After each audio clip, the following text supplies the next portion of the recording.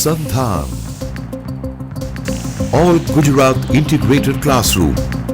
સેટેલાઇટના માધ્યમથી જોડતી કડી એટલે સંધાન.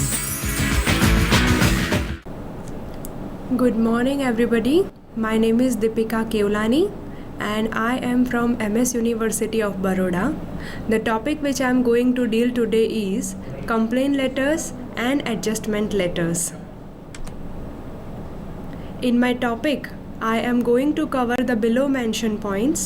First of all, we will look at the introduction to business letters in brief, standard elements of a business letter, complaint letters, adjustment letters, what are the principles of complaint and adjustment letters, and practice exercise for students. Now, business letters. Any business corresponds in writing with its customers, branches, suppliers, bankers, and others with whom it has or would like to have a lasting relationship. Business letters represent you when you conduct transactions in writing. They have become an integral part of everyday business, and they are so much associated with the companies nowadays that one cannot think of running a business without them. In spite of many modern communication methods available today, we still retain the traditional concept of business letters because it serves with very many reasons. It has a significance of it. So let us look at the significance of business letters, because of which they retain their position apart from having many modern communication methods available today. Business letters assist you in sustaining your business relationships alive with other businesses and customers. They are the most appropriate form of communication when the information is complex. They serve as permanent records and are a valuable repository of information. They help you reach a large and geographically diverse audience. Now, the way your personal letters help you maintain your relationship with your friends alive, in the same way business letters also help you, assist you in sustaining your business relationship with the other business companies alive. So this is one of the biggest reasons why business letters have still retained their positions. Other significance of business letter is they are the most appropriate form of communication when the information you wish to convey is complex. When there is a complex information, you cannot talk on the telephone calls, because on telephone there are chances that your information might sound confused, or because of the lack of listening problems, your message is not conveyed properly. For example, if you have ordered 15 air conditioners on the telephone call, and if the other person on the phone listens to it or understands it or gets it as 50, then it might cause a great deal in your business transactions. Therefore, it is necessary that when the information which you are dealing with the other companies is complex, you need to make that complex information in writing, and in that business letters come as a great help, as a great means. When we look at the third significant point, they serve as permanent records. For example, you have made any kind of writing communication with the other companies, and if in future any kind of problem or mistake or any kind of legal inquiry arises, at that time you won't be able to tell them that it was on the telephone call I had a talk with so and so person and we had agreed to these norms. But if you have legal documentation, if you have the business letter available in writing, in record, you can refer to it anytime in future, and thereby you can make your inquiry clear, which might arise in future. So this is how they serve as a permanent repository of information. And when we look at the fourth point, they help you reach a large and geographically diverse audience, and thereby enabling you to save your money on telephone calls. So business letters are the greatest means to reach out to people, not only in your city and locality, but at a national and international level as well, right? So these are the significant points, and these are the reasons why business letters still retain their position apart from many modern communication methods available to us today. Now, business letters serve with a special purpose. The ultimate purpose of business letters is to assist your business relationship alive with the other business companies. The ultimate purpose is profit making. And in that profit making, you have to sustain your business relationship alive. So the main purpose is to create, to establish and to sustain your relationship with the other companies. This is the ultimate purpose of business relationship. But each individual letter is written with a unique purpose. Each letter, there are different types, different categories of business letters, and each letter has its own type. For example, when you apply for a job, your purpose is to offer your services to a prospective employer. But as the purchase manager of the company, when you are making a complaint to the other company, your purpose is to bring the fault to the notice of the other company and thereby asking for the replacement. Similarly, in an adjustment letter, the purpose of the person who has received the complaint would be to provide you a replacement or repair, and thereby enabling and thereby sustaining the business relationship and carrying forward the profit, which is the ultimate aim of business letters. So these are the various purposes of business letters. When we look at other purposes of business letters, they are to inform, to congratulate, to inquire, to order, to request, to collect dues, to complain, to make an adjustment, to sell a product, service or scheme, to apply for a job. So these are the various purposes of business letters. Sometimes you have to inform on certain schemes, certain plans, certain rules and regulations, and therefore you deal with the other companies in letter writing. Sometimes you have to congratulate them when the other person has achieved a great deal, when they have made with a great project, when they have had a good tie-up. Therefore, on the achievements of the company, you deal with them in letter writing to congratulate them. When you have to request for certain changes, when you have to request on some plans, on some delays, on some postponements, then also you make a letter of request. When you have to collect dues, when you have to make a complaint, which is the topic of our presentation, which we are going to discuss in detail today, and when you have to sell a product or service, then you make writing, which is known as sales letters. And the last is when you have to apply for a job, you write a letter to an employer. So these are the various purposes of business letters.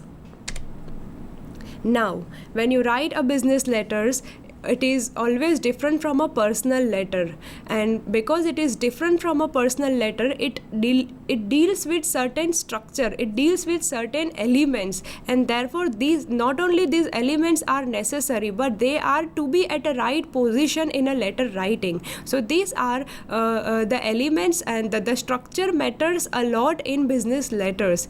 Your structure, the elements and the layout is important in business letters, because these letters are written very formally, taking the formal rules into consideration, and they are different from your personal letters, right? So we will now look at the standard elements of business letters. The standard elements of business letter are heading, date, inside address, salutation, message, complimentary close and signature block. Now let us look at all these elements one by one. The first element in letter writing comes heading, which is also known as letterhead. Now most of the companies get their letterheads printed, and through the letterhead there is an impression which is created in the mind of the other companies, and therefore it is necessary that your letterhead should have a good print, a good quality of paper, the size, the fonts of the paper, all these matter a lot, and therefore many companies seek advertising agencies to get their letterheads printed. So this is how any business letter would begin with heading, which is known as letterhead.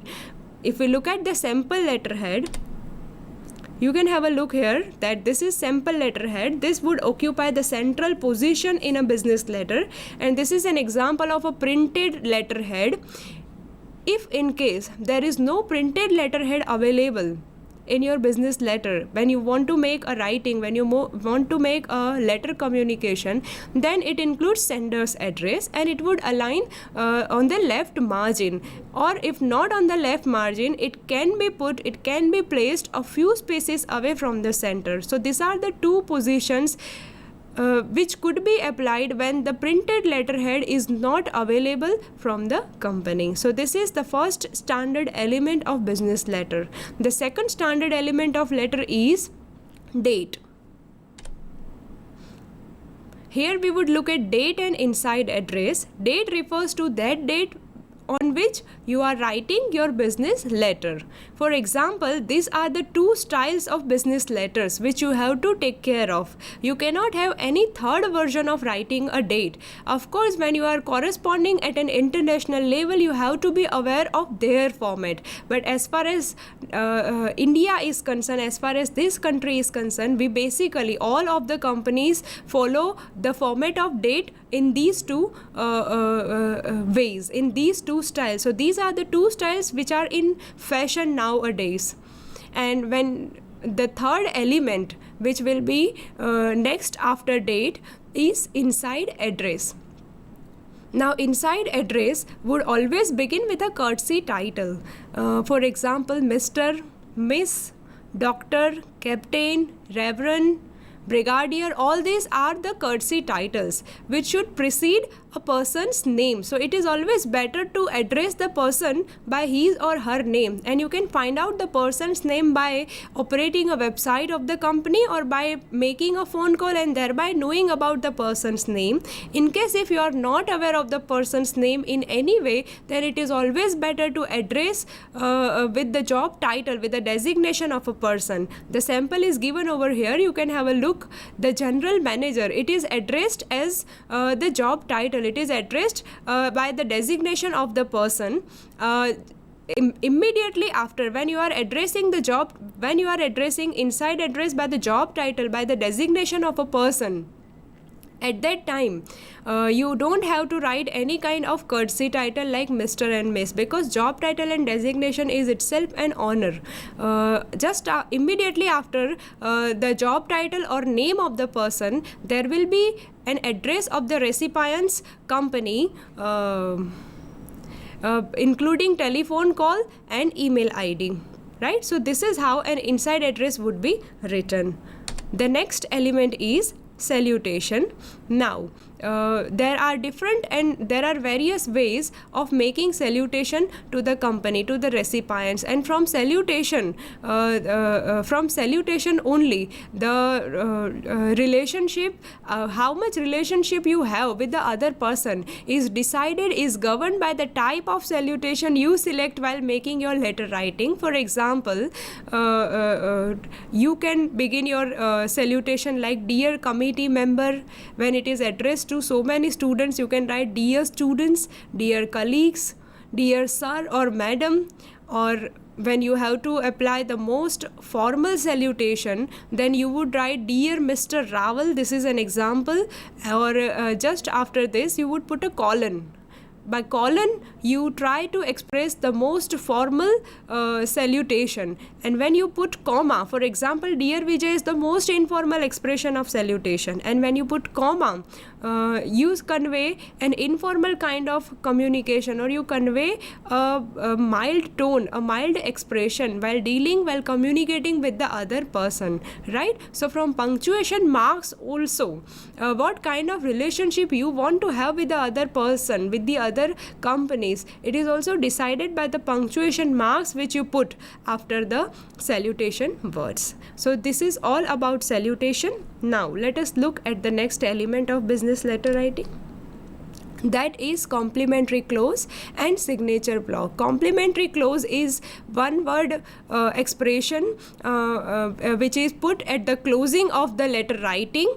And there are so many expressions available when you talk about, when you have to put a complimentary clause, like sincerely, cordially, truly, faithfully, all these are complimentary. Of course, there are many more expressions available, and it is in fashion that you put only one word rather than two phrase word. For example, yours sincerely, yours truly, yours faithfully. These kind of expressions have nowadays been outdated. So it is always better to go for one word. For example, your letter may end with cordially or sincerely. Just after that, you have to put a comma, and it will be immediately followed by a signature block.